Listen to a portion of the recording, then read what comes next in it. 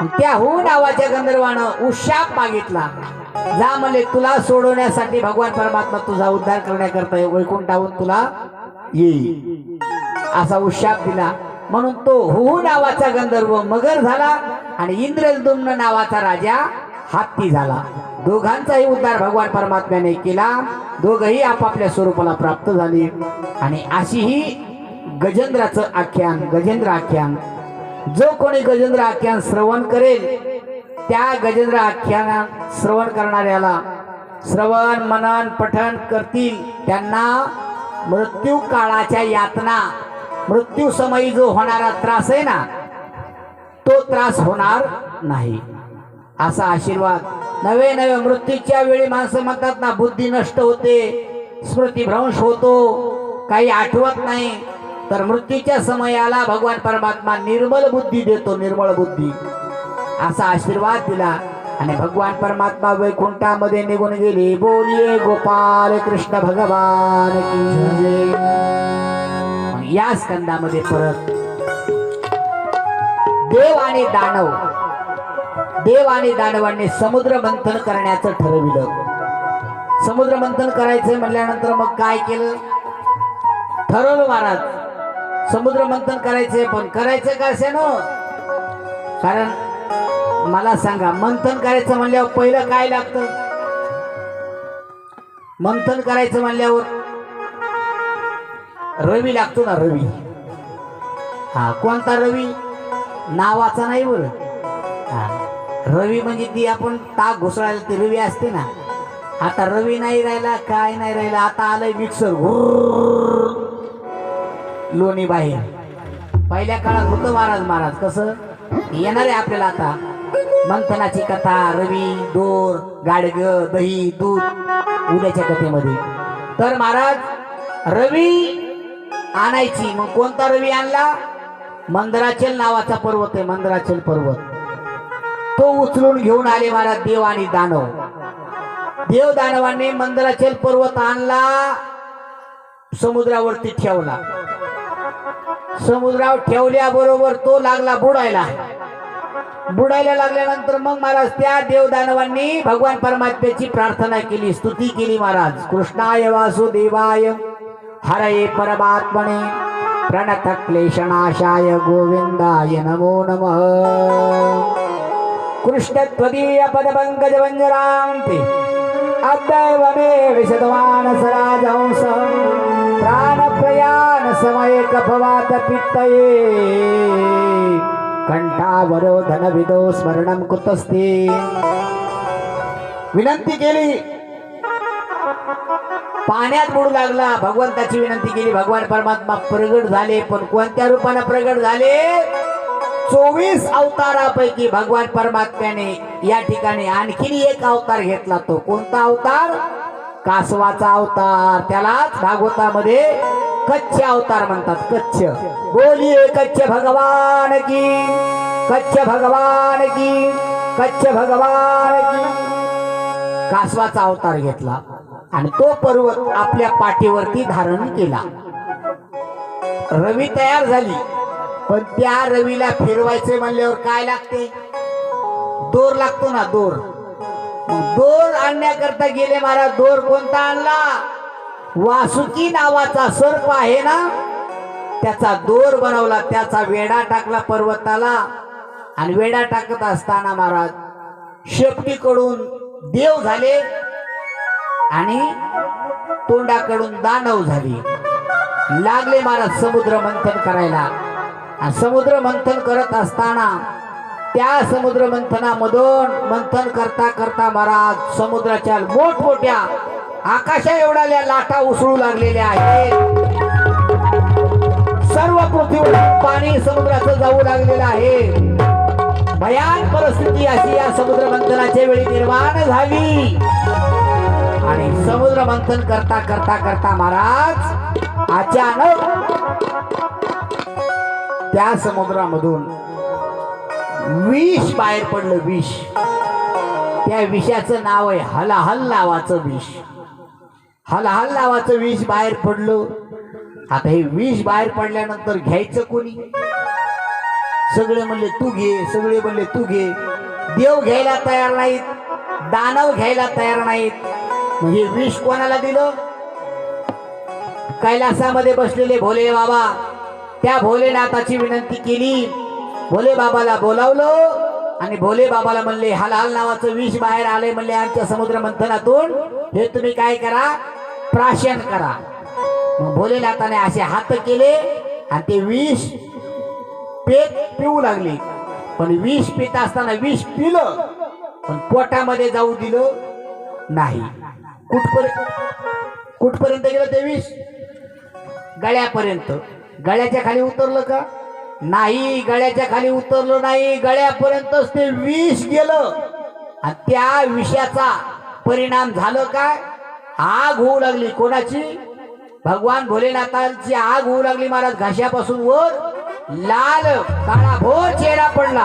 आग होऊ लागली. काय करावं भोलेनाथाला काही कळेना आणि भोलेनाथ इकडं तिकडं पळू लागले.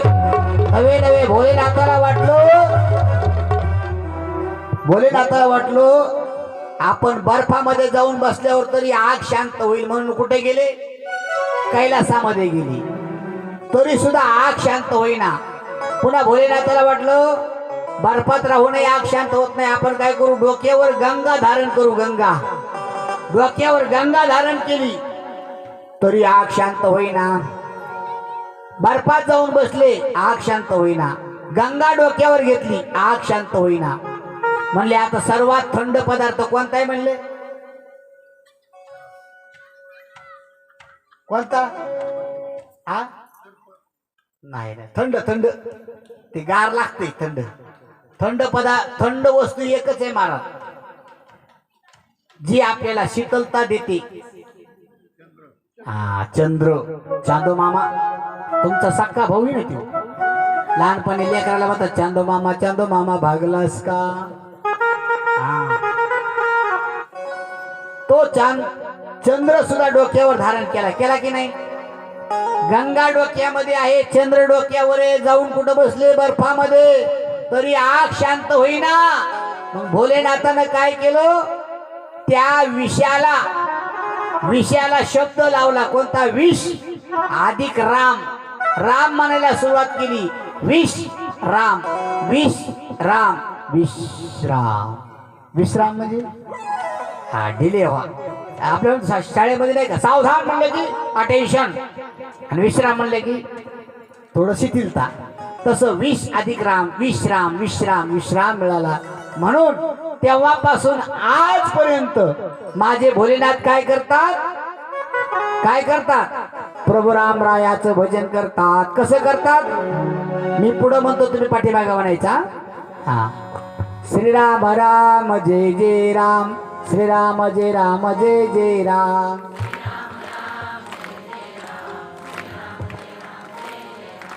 कालची मावशी आली का? कालची मावशी आली. कामधेनू बाहेर आल्याबरोबर ऋषी मंडळींनी ती ताब्यामध्ये घेतली. नंतर मग उच्चैश्रवा नावाचा घोडा बाहेर आला, बळीराजानं घेतला. ऐरावत नावाचा हत्ती आला, इंद्रानं घेतला. एवढंच नाही, कल्पवृक्ष बाहेर निघाला समुद्र मंथनातून. तो कल्पवृक्ष स्वर्गातल्या देवदेवतांनी घेतला. अप्सरा बाहेर आली, अप्सरा सुद्धा स्वर्गात निघून गेली. एवढंच नाही, पारिजातकाचं झाड तेही समुद्र मंथनातून आलं, तेही स्वर्गामध्ये देवदेवतांनी घेतलं. एवढंच नाही, चंद्र बाहेर आला, चंद्र आकाशामध्ये निघून गेला. नवे नवे दारू सुद्धा कशातून आली? समुद्र मंथनातून बाहेर आली. सुरा ती कोणी घेतली? राक्षसांनी. मग मला सांगा, जे दारू पितात आपण म्हणतो ना, मकर कुंडले तळपती श्रवणी कंठी कौस्तुभ मणी विराजित. भगवान परमात्म्याने तो कौस्तुभ मणी गळ्यामध्ये धारण केला. कौस्तुभ मणी भगवान परमात्म्याने घेतला. नवे नवे शंख बाहेर आला, शंख सुद्धा भगवंताने घेतला. एवढंच नाही, लक्ष्मी त्या समुद्र मंथनातून बाहेर आली, तिचा स्वीकार भगवान परमात्म्याने घेतला. 13वं रत्न बाहेर आलं. 13वं रत्न कोणतं? धन्वंतरी. धन्वंतरी. हा, धन्वंतरी रूपाने भगवान परमात्मा बाहेर आले आणि संपूर्ण आयुर्वेद सृष्टीला देऊन टाकला. मग झाड पाल्याचं औषध माहिती आहे तुम्हाला? पहिलं काय ह्या ॲलोपॅथिक होमिओपॅथिक नव्हतं. पहिलं खाली आयुर्वेदिक. ठेस लागली, रक्त बाहेर आलं, कशाचा पाला? टणटणीचा. बरोबर, टणटणीचा पाला रगडायचा आणि त्या दुखावर लावायचा. भाजलं की पोळाला तरी हा नीळ टाकायची अंगावर. असे पहिले औषध होती. एवढंच नाही, अजूनही एक रामबाण इलाज आहे महाराज. रामबाण इलाज कसल्या प्रकारचा मुतखडा असू द्या, ती विलायत असते ना, विलायत. विलायत जमिनीच्या आतमधलं विलायत औषधीवर, जमिनीच्या वर आलेलं म्हणजे गोंड्या पानं, ते काटाडे पानं नाही, ते विषारी, ते नाही घ्यायचं कधी. मुळ्या, त्या मुळ्या वाळवायच्या, पाण्यात उकडायच्या. कपभर 1 ग्लास पाणी अर्धा ग्लास करायचं उकळून उकळून त्या काड्या, आणि पिऊन टाकायचं महाराज. कोमट कोमट झाल्यावर पिऊन टाकल्यावर कसल्या प्रकारचा मुतखडा असू द्या विरघळून जातो महाराज. हा, फक्त वरचा भाग खाऊ नका, वरचा भाग विषारी आहे. म्हणून आजही अनेक औषध आहेत महाराज. एवढंच नाही, कसल्या प्रकारचं पित्त असू द्या, पित्त, हा, जुनाट जुगादीचं पित्त असू द्या, पण त्याला घालवायचं काम नाही करते. नाही नाही नाही जर पिली ना, नवे नवे डोक्याचे जर केस गळत असतील, त्याच्यासाठी फक्त एकच औषध आहे. आवळ्याचं ज्यूस प्यायचं रोज. कपभर म्हणा, अर्धा ग्लास म्हणा. हा, तुम्ही म्हणता काय आता औषध बी कितीस का काय? तू मोहिनी भगवान परमात्म्याने अवतार धारण केला, अमृताचा कलश घेऊन बाहेर आले आणि लागले ना महाराज, देव पळायला लागले आणि दानवही पळायला लागले महाराज. देव मोहिनी भगवान परमात्मा म्हणले, हे पा देवतांनो आणि दानवांनो, मी तुम्हाला हे अमृत पाजते, पण तुम्ही काय करा, अशा पंक्ती धरा म्हणले. पंक्ती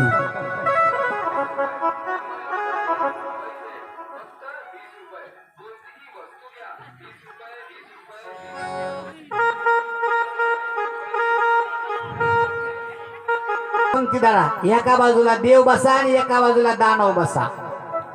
आणि वरचं पातळ पातळ जे अमृत आहे ना म्हणले, मी अगोदर देवांना देते आणि खालचं खालचं घट्ट घट्ट अमृत मी तुम्हाला देते म्हणले राक्षसांना.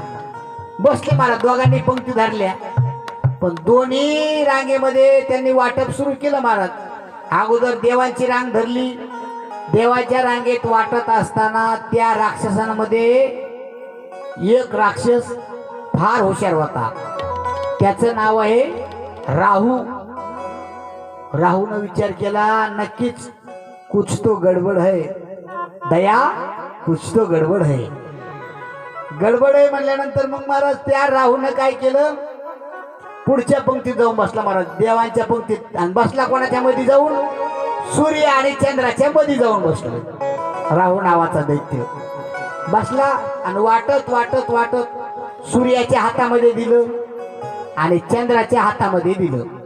आणि देत असताना राहूनं असं वरतोंड नाही केलं. राहूनं काय केलं, मान खाली केली आणि अशी हात केली. कारण त्या मोहिनी भगवंताला कळू नये की हा राक्षस इथे कसा बसला म्हणून. पण तुम्हाला माहिती ना, लहान मुलं प्रसाद घेताना, एकदा प्रसाद घेताना ते वर तोंड करतात, पण एकदा प्रसाद घेतल्यावर तो प्रसाद काय करतात, डाव्या हातात घेतात आणि पुन्हा काय करतात, डबल प्रसाद मिळावा म्हणून ते काय करतात, चेहरा दिसून देत नाहीत पण हात करतात. काय असं हा तुम्ही केलं ना, ज्या अर्थी तुम्ही हसताय त्या अर्थी तुम्ही असं आम्ही सुद्धा केलेले महाराज. आमुषी असावई नारळ फोडायचा कार्यक्रम मारुतीच्या मंदिरात, प्रसाद नारळ खायची इच्छा, त्यावेळेस काय भेटत होते काय, कोणी एखादं नारळ आणायचं असो, तर असं केलं महाराज त्या राहून मान खाली केली आणि हात वर केली. मान खाली होती, चंद्रानं आणि सूर्यानं खुणवलं देवा. समोरचे म्हणले हे इथे येऊन बसले. लगेच महाराज ते हातामध्ये टाकलेलं अमृत तोंडाला लावलं. तोंडाला कोणी राहुल तोंडाला लावलं पेनार. ते अमृत फक्त घशापर्यंतच गेलं. लगेच सुदर्शन चक्राच्या द्वारा धडा वेगळं मुंडकं केलं.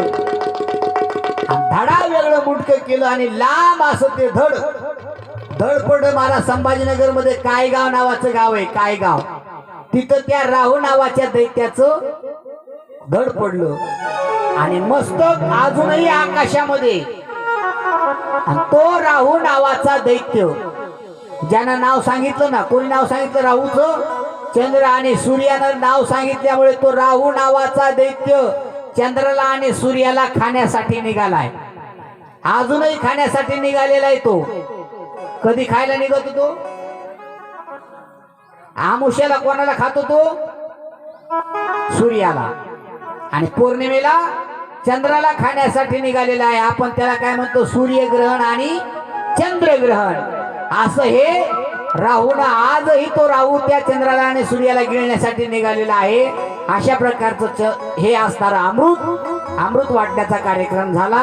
आणि अमृत वाटप झाल्यानंतर मग महाराज याच स्कंदामध्ये पुढे मग